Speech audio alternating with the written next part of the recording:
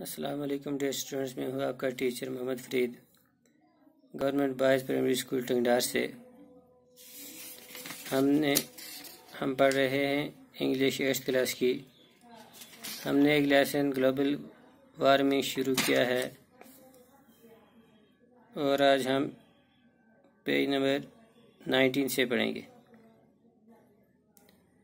Another phenomenon that is directly related to global warming is the occurrence of high velocity storms in the valley, which have caused devastation to crops and fruits, thus affecting the livelihood of many people.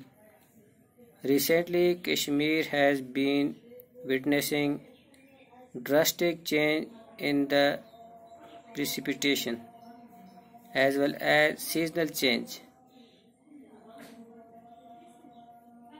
एक और वाक़या जो कि बराह रास्त global warming से वाबस्ता है वह है वादी में तेज़ रफ्तार तूफ़ानों का आना, जिन्होंने फसलों और फलों पर तबाही मचाई है और इस तरह बहुत से लोगों की रोज़ी रोटी को मुतासर करते हैं।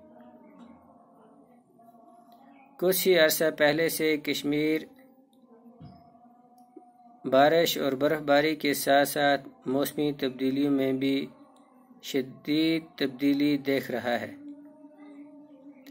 In the process, some seasons like early spring have been completely lost. The change is felt as most of the spring flowers like the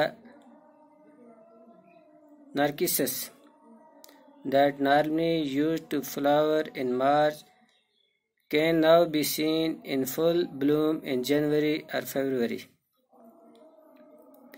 इस अमल में कुछ मौसम जैसे जल्दी आने वाला मौसमी बहार पूरी तरह खो गया है।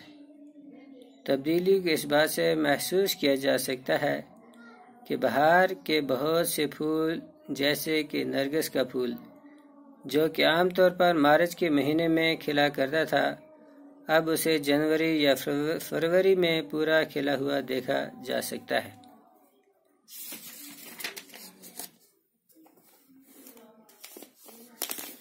The demarcation between seasons that was well defined a decade ago has vanished. It is now difficult to distinguish between spring and summer, as also between autumn and winter. मौसम के बीच की हदबंदी, जिसकी एक दिहाई पहले वज़ाहत की गई थी, अब अपनी वक़्त खो चुकी है और मौसम बहार और मौसम गर्मा में और साथ ही साथ मौसम ख़ज़ां और मौसम सरमा में फ़र्क करना बहुत मुश्किल हो गया है। Most of the plains in Kashmir used to remain under snow until early spring, but now plains even in winter are bereft of any white cover. The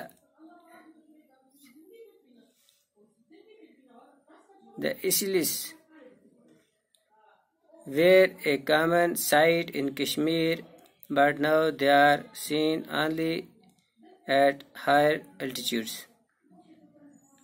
Kashmir के बहुत से मैदानी इलाके मौसम बहार के शुरू होने तक बर्फ से ढके रहते थे।